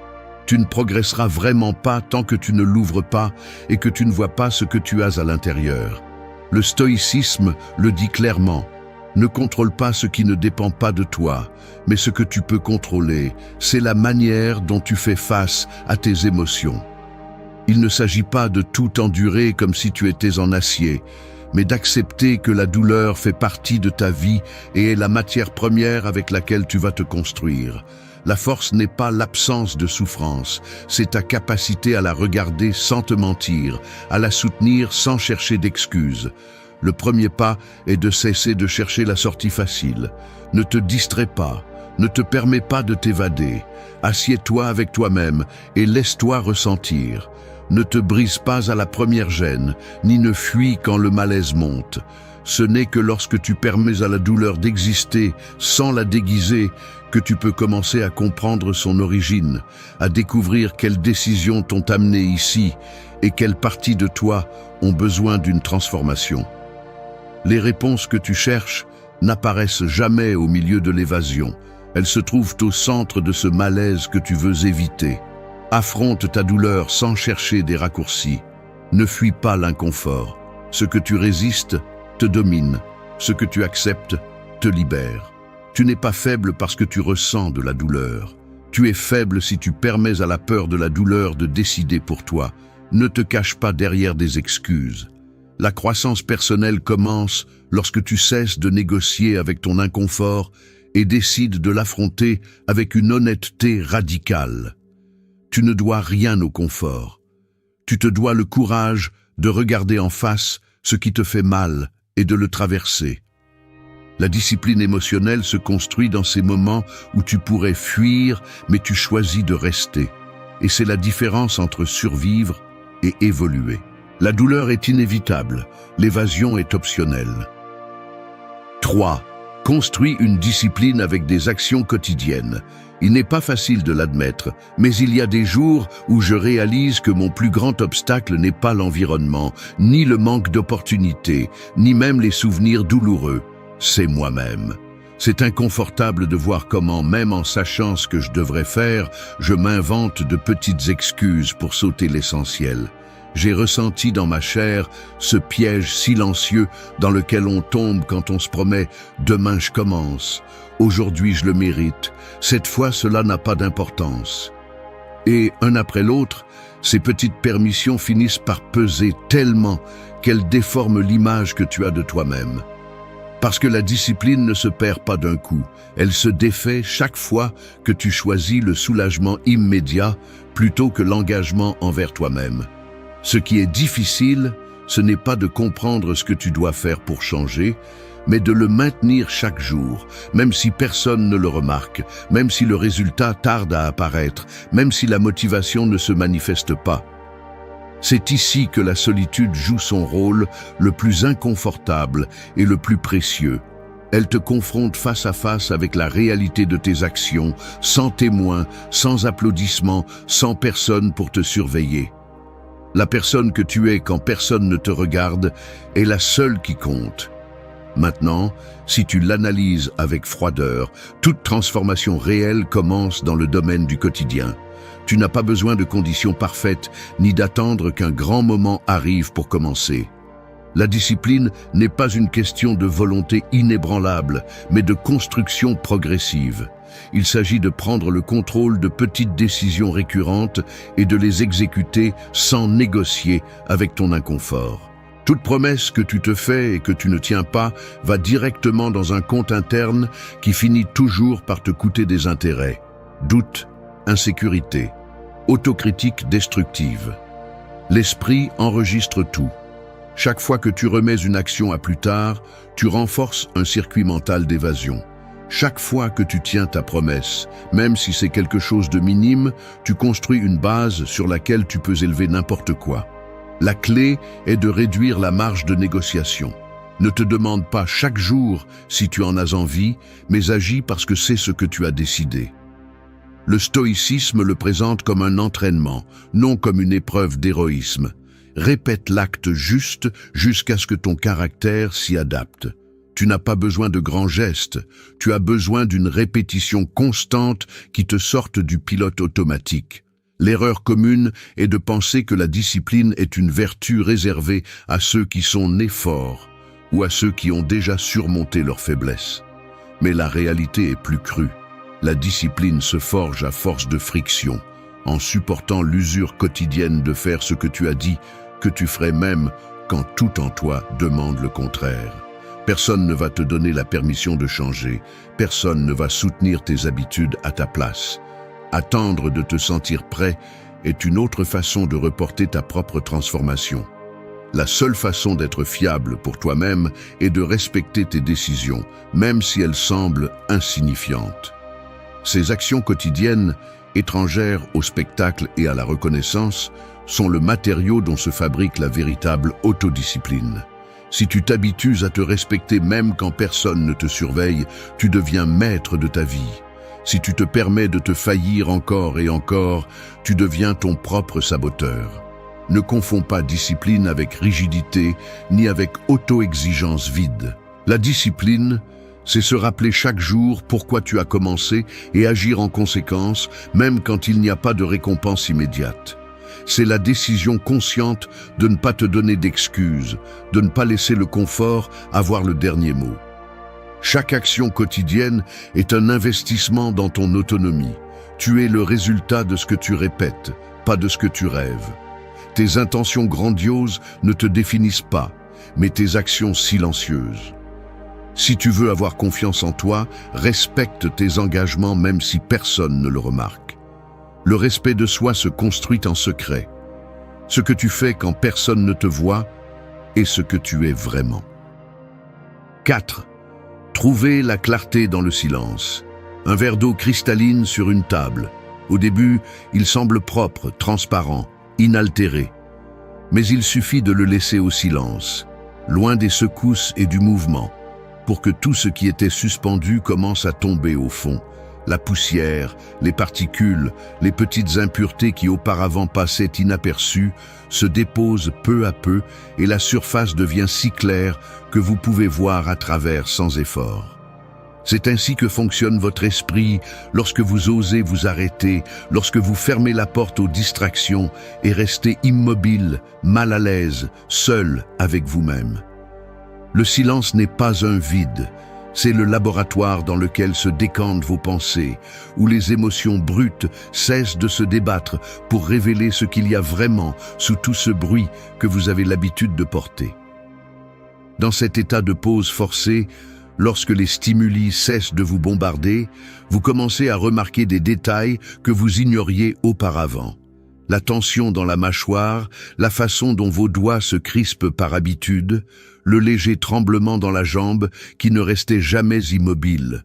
Chacun de ces gestes est un signe, des messages que le corps envoie pour que vous y prêtiez attention et que vous ne pouvez lire que lorsque vous vous permettez d'être en silence, sans l'anesthésie de l'immédiat. Le silence dérange parce qu'il ne tolère pas le mensonge. Il vous confronte à l'enchevêtrement de pensées que vous avez accumulées, aux décisions que vous avez préféré ne pas analyser, aux émotions que vous avez rangées dans un tiroir en espérant qu'une distraction les efface. Ici, rien ne se cache. S'il y a de l'anxiété, vous la sentez dans la poitrine. S'il y a de la colère, vous la ressentez dans les épaules. S'il y a de la tristesse, vous la trouvez dans le poids du dos. Le silence vous montre le solde réel de votre vie intérieure. Profiter de ce silence n'est pas une question mystique ni une pose de supériorité. C'est un exercice de nettoyage mental et émotionnel, aussi basique que de se laver les mains avant de manger. Au lieu de fuir ce qui apparaît, observez. Respirez lentement. Reconnaissez chaque pensée sans la juger ni vous battre avec elle. Laissez-la se déposer. Plus vous résistez à l'impulsion d'allumer un écran, de chercher l'approbation des autres ou de sauter à la prochaine tâche inutile, plus le panorama devient clair. La véritable clarté n'arrive pas lorsque tout est en ordre à l'extérieur, mais lorsque vous vous habituez à vous asseoir au milieu de votre propre désordre et à laisser l'esprit se calmer de lui-même. Ce n'est pas de la magie, c'est de l'entraînement. Le quotidien regorge d'opportunités pour cet exercice. Éteignez le téléphone pendant le repas et remarquez comment vous mastiquez. Sortez vous promener sans musique et observez comment votre esprit réagit à la première minute de silence. Si vous vous irritez, si vous vous ennuyez, si des souvenirs ou des préoccupations commencent à apparaître, ne fuyez pas. C'est là le matériau avec lequel vous pouvez travailler. Personne ne se renforce en bouchant des trous avec des excuses. Seul s'améliore celui qui ose regarder ce que les autres préfèrent ignorer. Le silence est le filtre qui sépare l'urgent de l'important. Vos véritables priorités, vos véritables désirs, vos blessures et vos capacités se révèlent lorsque vous n'avez plus où courir. Il y a une phrase que vous devez retenir. Ce que vous n'affrontez pas dans le silence finit par vous crier dans le chaos. Si vous ne vous donnez pas le temps d'éclaircir votre esprit seul, vous finirez par vivre selon le désordre des autres, réagissant au lieu de décider. La clarté est inconfortable parce qu'elle exige de l'honnêteté, mais elle est aussi libératrice.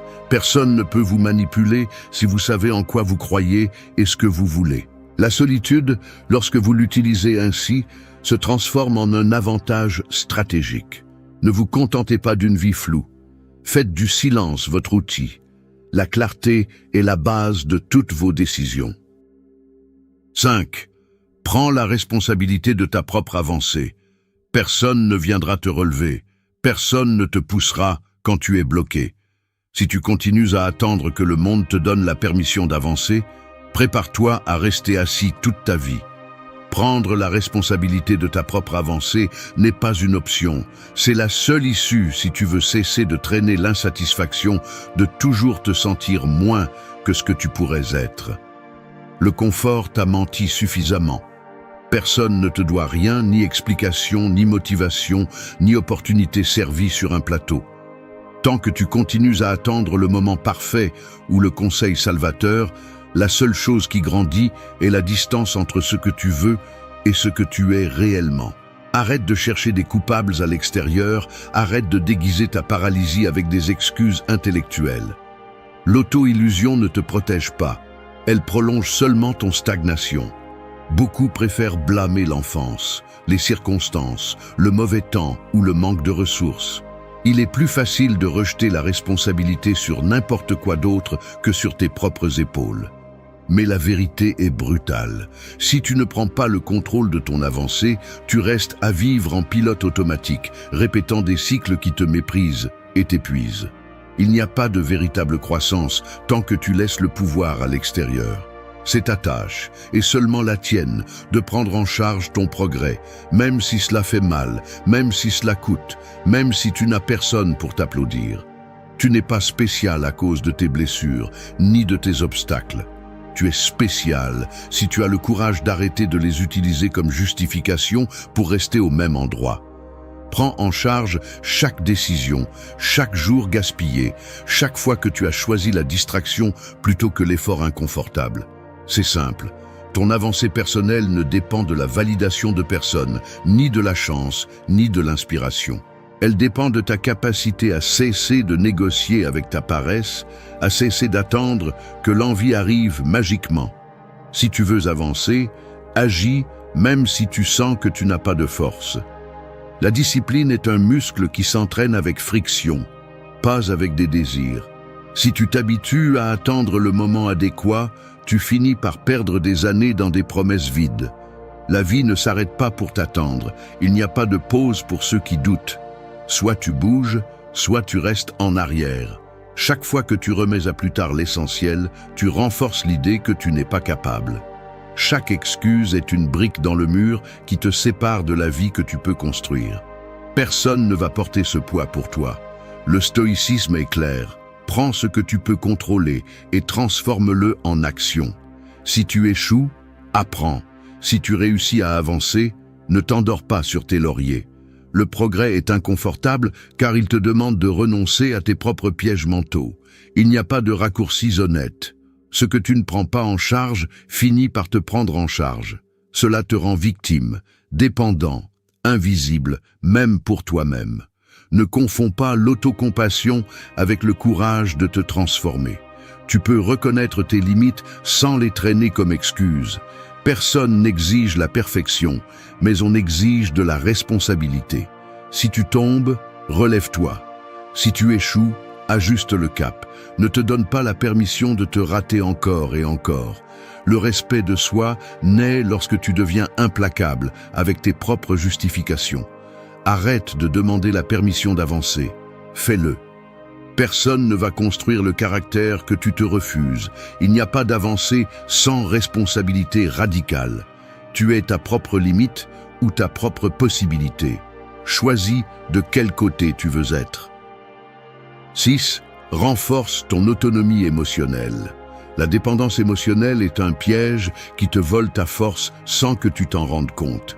Si tu as besoin que les autres confirment chaque sentiment, chaque accomplissement ou chaque décision, tu remets ta stabilité entre les mains d'autrui.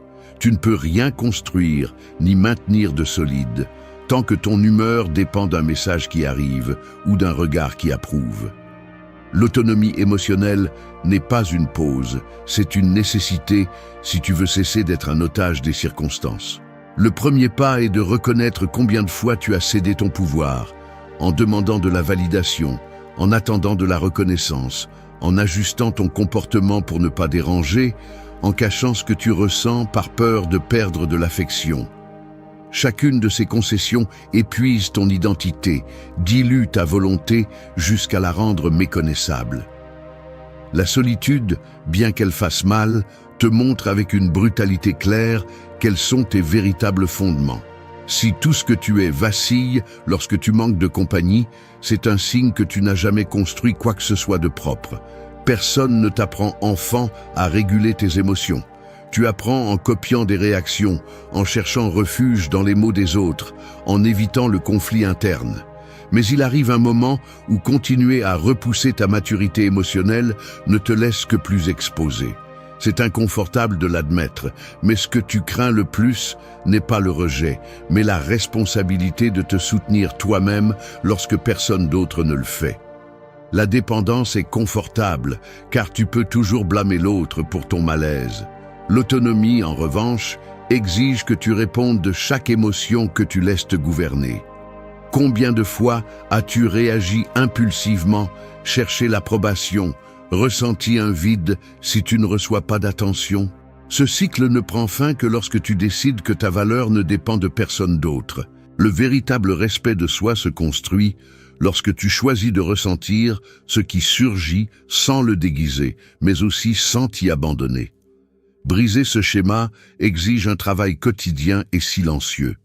Il ne s'agit pas de devenir insensible ni de faire semblant que rien ne t'affecte, mais d'entraîner ton esprit à traiter les émotions avant qu'elles ne décident de ta conduite. Lorsque quelque chose te fait mal, avant de chercher du réconfort à l'extérieur, observe ce qui s'active à l'intérieur, la mémoire de vieilles carences, la peur d'être invisible, l'habitude de mendier de l'affection. Chaque réaction automatique est un indice sur le point exact où tu remets ton pouvoir. L'autonomie émotionnelle, c'est apprendre à te contenir, à soutenir ton malaise, sans le transformer en punition ni en spectacle. C'est agir même lorsque le moral n'est pas au rendez-vous. C'est se taire quand la colère veut parler à ta place. C'est te donner la permission de ressentir sans te laisser entraîner. Personne ne régulera ton monde intérieur à ta place. Si tu n'apprends pas à le faire, tu seras toujours à la merci des fluctuations des autres. La discipline émotionnelle se forge dans ces moments où il n'y a pas de témoin, lorsque tu pourrais exploser ou abandonner, mais que tu choisis de traiter et d'avancer. Ce n'est pas de la négation, ni de la répression, c'est une gestion consciente. Le stoïcisme le présente sans fioriture. Tu ne peux pas contrôler ce que les autres font ou ressentent, mais tu peux décider de la réaction que tu permets. Chaque fois que tu choisis ta stabilité plutôt que la réaction, tu ajoutes une brique à ta force intérieure. Ta tranquillité ne peut pas dépendre de facteurs externes. Si tu laisses ta paix entre les mains des autres, tu vivras toujours dans une dette émotionnelle. Tu n'es pas esclave de tes réactions, tu es l'architecte de ton équilibre. L'autonomie émotionnelle, c'est ne pas négocier ta valeur. C'est pouvoir rester en silence, sans compagnie, et continuer à tenir debout. Personne ne peut te prendre ce que tu apprends à soutenir toi-même. La véritable liberté commence lorsque tu cesses de demander la permission de te sentir bien. La dépendance épuise, l'autonomie libère. Décide une fois pour toutes qui contrôle ton monde intérieur. 7. Tiens de petites promesses envers toi-même. Tu te lèves et tu croises ce mot collé sur la porte du réfrigérateur. Boire de l'eau avant le café. Tu le vois, tu le lis et tu l'ignores sans y penser à 2 fois. Plus tard, tu te souviens que tu t'étais promis de ne pas vérifier les réseaux sociaux avant de terminer une tâche, mais tu cèdes à l'impulsion sous prétexte de juste regarder un message. À la fin de la journée, tu réalises que cette routine d'étirement, ce livre que tu devais lire, ce message que tu t'étais juré d'envoyer, restent en attente.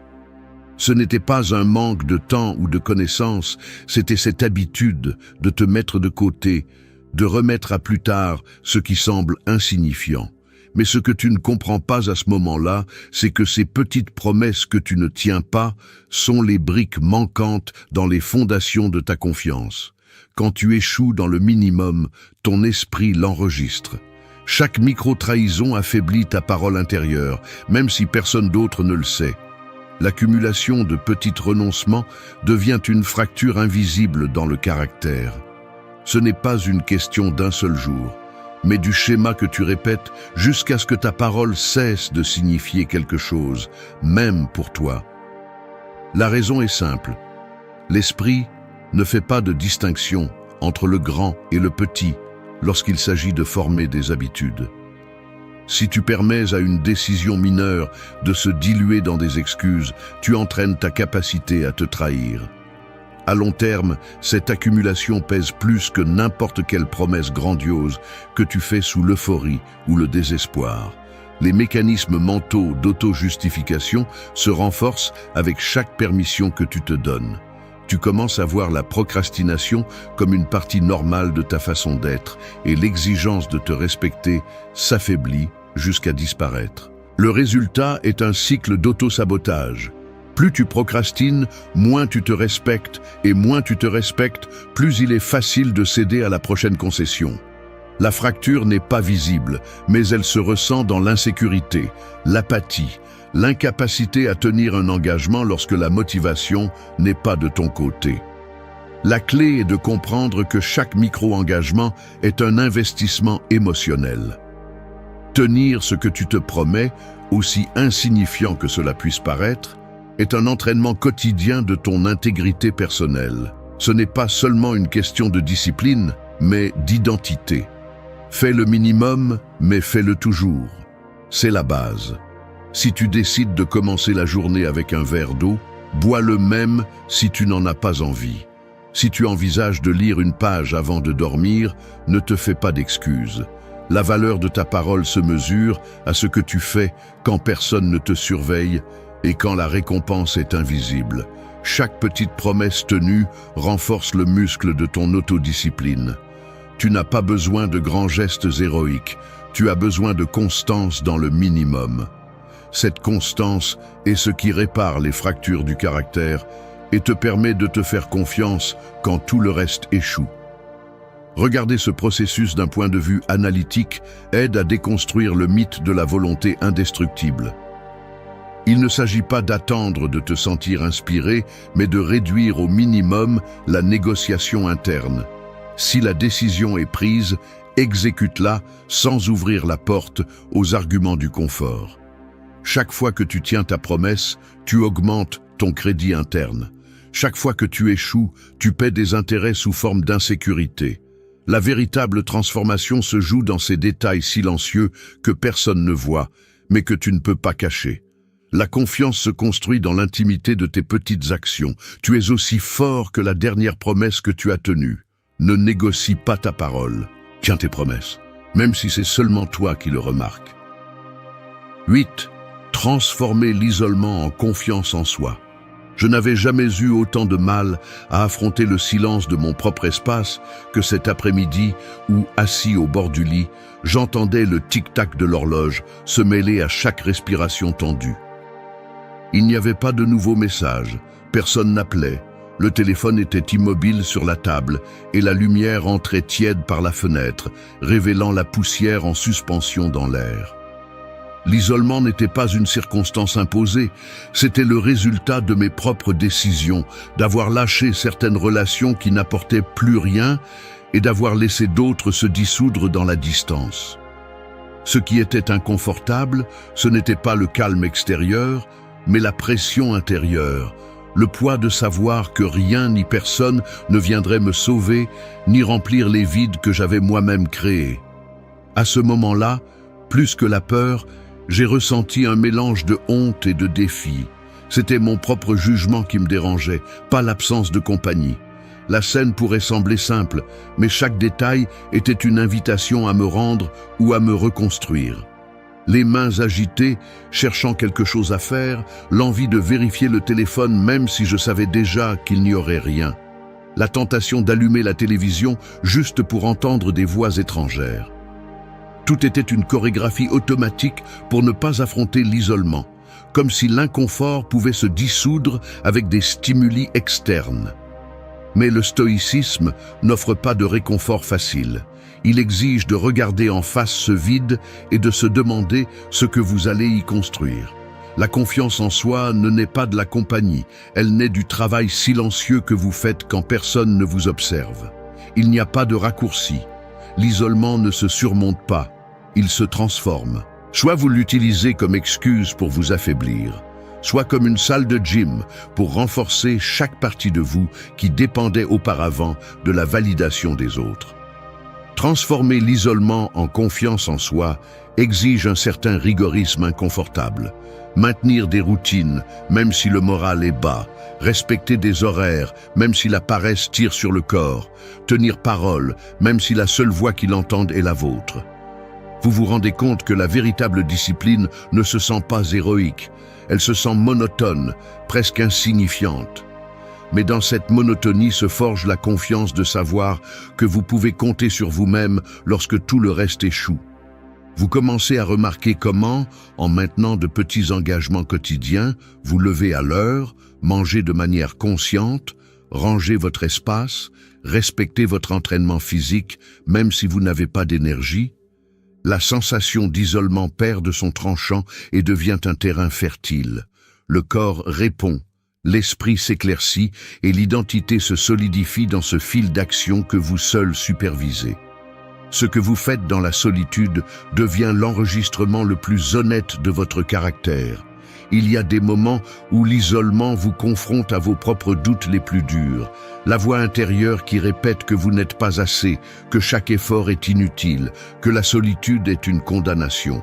Mais c'est là que se muscle la confiance en soi, en résistant à la tentation de chercher l'approbation à l'extérieur et en choisissant de vous répondre par des actes.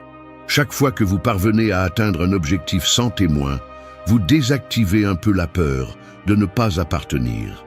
Chaque décision tenue est une brique dans la forteresse intérieure. La confiance en soi, c'est savoir que, même si personne ne regarde, vous ne négociez pas votre parole. Faites ce que vous avez dit, même si vous êtes le seul à le savoir. C'est la racine de l'autonomie. L'isolement ne disparaît pas, il se transforme en pouvoir si vous en tirez parti. Il n'y a pas de moyen de sauter ce processus ni de déléguer la construction de votre confiance. Si vous utilisez la solitude pour vous entraîner, pour vous ordonner, pour polir ce que personne d'autre ne peut voir, la confiance en soi cesse d'être un discours vide et devient une réalité palpable. Personne ne peut vous enlever ce que vous construisez dans le silence. La solitude n'est pas une punition, c'est le berceau de votre force.